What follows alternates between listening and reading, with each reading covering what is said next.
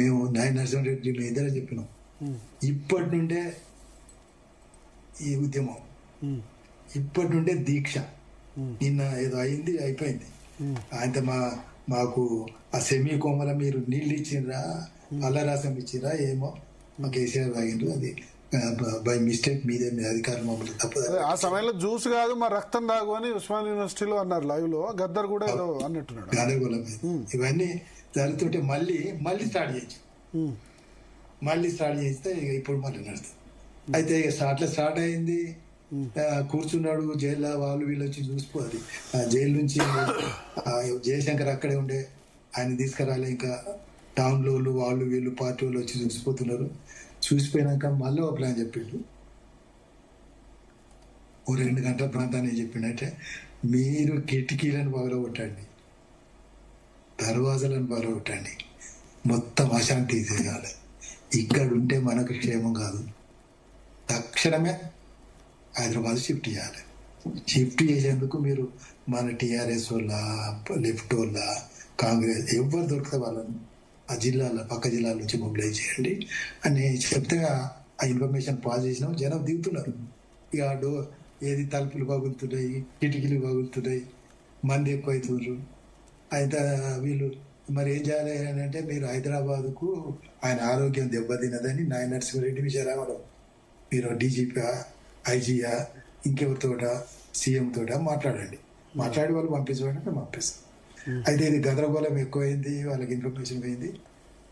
హైదరాబాద్ నుంచి మెసేజ్ ఏంటంటే షిఫ్ట్ చేయండి ఖమ్మం టు హైదరాబాద్. అయితే షిఫ్ట్ చేసిండు ఆయన, తీసుకెళ్ళి నిమ్స్కి తీసుకెళ్ళి. నిమ్స్కి తీసుకెళ్ళాక ఒక 2 పాయింట్తో నేను ముగిస్తా.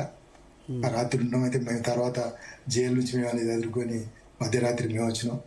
తెల్లారిపోయిన తర్వాత పోయే వరకు నేను మార్నింగ్ 9-9:30 పోయి చూసే వరకు కూడా మన తెలంగాణ ఉద్యమకారులు అందరూ ఉన్నారు. జయశంకర్ అన్నట్టు, కోదండ అన్నట్టు, ఇంకా యూనివర్సిటీ వాళ్ళు, ఇలాంటి మిత్రులందరూ చాలా మంది ఉన్నారు. ఉన్న సందర్భంగా ఆడ ఎవరెవరు వచ్చిందంటే, ఈ కేటీఆర్ వచ్చిండు, తర్వాత కవిత వచ్చింది. వీళ్ళందరూ కూర్చొని ఉన్నారు. కూర్చొని వాళ్ళతో ఏమంటారంటే, మీ తెలంగాణ ఉద్యమం అక్కర్లే, మీరు అక్కర్లే, మా నాయనకి ఏమైనా అయితే మా డాడీకి మేము లేకపోతాం అని ఎవరన్నారు? కవిత, కేటీఆర్, కవిత ఇద్దరు. ఇది వాళ్ళ ముందే జయశంకర్ సాక్ష్యం, దీనికి బతికే ఉన్నాడు జయశంకర్. చాలా మంది ఉన్నారు. అంటే జయశంకర్ గారు బతికలేరు కదా ఇప్పుడు. జయశంకర్ గారు అప్పుడు ఇప్పుడు లేరు కదా. ఇప్పుడు లేడు. అప్పుడు ఉండే మన కోదండరామ్ ఉన్నాడు, ఇంకా చాలా మంది ఉంటారు. అయితే మరి ఎట్లా వీళ్ళేమో తీసుకెళ్తామంటారు, తర్జన పరిచయం జరుగుతుంది. మరి ఎట్లా మా ఏంటిది అని అంటే, నేను అప్పుడే పోయినా, నేను నేనేం చెప్పినా ఏం కదమ్మా అంటే, వాళ్ళకి ఏం చెప్పినంటే, ఇగో మా అంకులు, మా మొదటి నుంచి మాతో ఫ్యామిలీ మెంబరు, ఈయన ఏం కాదు అని మాకు హామీ మీ అందరికి ముందు ఇస్తే ఉంచుతాం. ఆడ డిస్కషన్ ఏంటి ముందు. అయితే నేను వెనక ముందు అవుతున్నా, మరి ఇది ఎటు పోతుంది అబ్బా, ఇది ఈ ఉద్యోగ దిశ అని చెప్పిన తర్వాత నాకు అనిపించింది, ఇది ఏంది నిమ్స్ హాస్పిటలే కదా, ఏమవుతుంది, ఓకే నేను చూస్తానమ్మా, ఏమన్నా అయితే నేను బాధ్యుని, ముందు నన్ను మీ నాన్నకి ఏమన్నా అయితే నా ప్రాణం పోయేటట్టు నేను నా ప్రాణాన్ని ఇస్తా, మీరు బెంగపడద్దని కొడుకు బిడ్డకు కన్విన్స్ చేస్తే పోయారు. తర్వాత ఇప్పుడు ఎందుకంటే పబ్లిక్ పోతుంది, మన డిస్కషన్ పబ్లిక్ లో పోవాలి కదా, ఏముంది తప్పే పోతుంది. ఇదివరకు అంటే ఇంతకుముందు ప్రకాష్ గారు మాట్లాడుతున్నారు. అదే రిలవెన్స్ ఏందనేది November 29 తెలంగాణ ప్రకటన రావడానికి ఆ దీక్ష ఎట్లా ఉపయోగపడ్డది అనే దాని మీద మీరు ఫోకస్ చేయండి. ఎందుకంటే వ్యక్తిగత విషయాలు ఇవన్నీ కూడా అవసరం లేదు ఇప్పుడు. రిలవెన్స్ కూడా కాదు.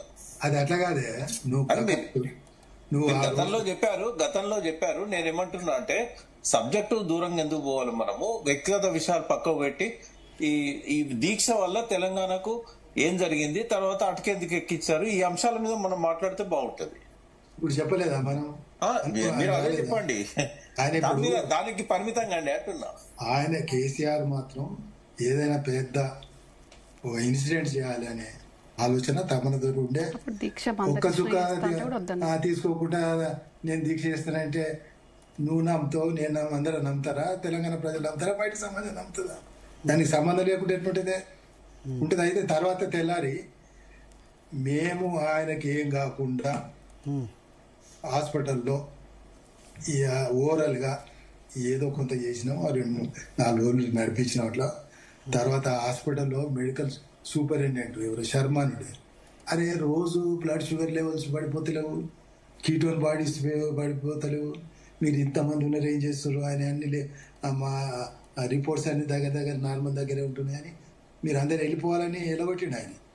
ఆయన నేను బెదిరించిన, నేను ఆ రోజు ఏమన్నా అంటే నీకేందా ఏమనుంటే మా మీద కంప్లీట్ చేయి, ఆయన మాకు లేవు ఏం కాకుండా మేము ఉన్నాము అంటే ఇక అతను వెళ్ళిపోయాడు. తర్వాత ఇక అయితే ఇక్కడ ఏమంటే ఇప్పుడు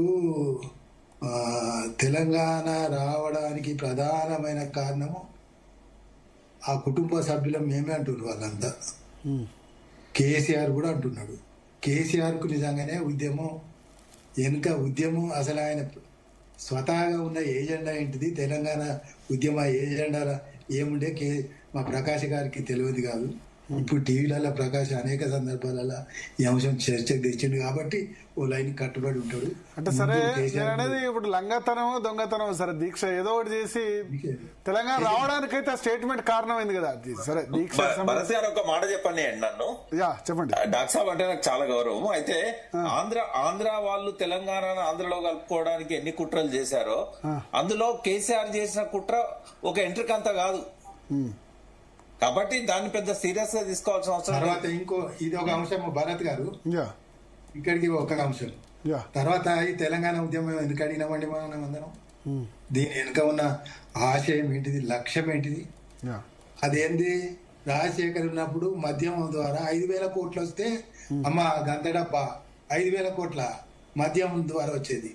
ఈ రోజు 50,000 కోట్లు 60,000 కోట్లకు దాటిపోయింది. కేసీఆర్ ఉన్నప్పుడే 50,000 కోట్లు. ఏం చేయదలుచుకున్నారండి? తెలంగాణ వచ్చిన తర్వాత మమ్మల్ని అందరినీ మద్యంలో ముంచి మా ఆరోగ్యాలు దెబ్బతీసి నీకు సర్కార్ దవాఖానలు పనిచేయకపోతే మన ఉన్న వాళ్ళందరికీ ఏమో కార్పొరేట్ హాస్పిటల్ ఉంటాయి, జనం పోయి సావాలా? తెలంగాణ తెచ్చినందుకు ఇంతకుముందే రమ్య అన్నట్టు ఎందుకొరకు వచ్చినట్టు. అచ్చా మీరు భరత్ గారు ఢిల్లీలో ఉన్నప్పుడు చూసిన మీకు గుర్తుంది మీ సంగతి.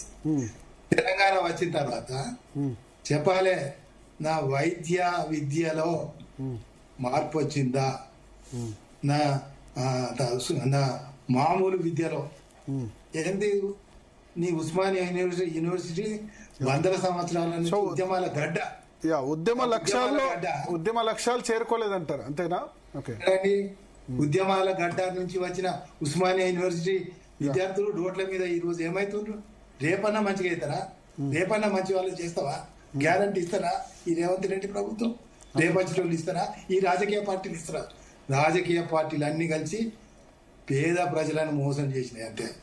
వాళ్ళ ఉనికి కాపాడుకోవడం కొరకు, వారి ఓటు బ్యాంకు కొరకు, వారు అధికారంలోకి రావడం కొరకు ఈ రాష్ట్రంలో ఉన్న రాజకీయ సమాజం పేద ప్రజలకు నిజంగా వాళ్ళ నమ్మకాన్ని వమ్ము చేసిందనేది నా భావన.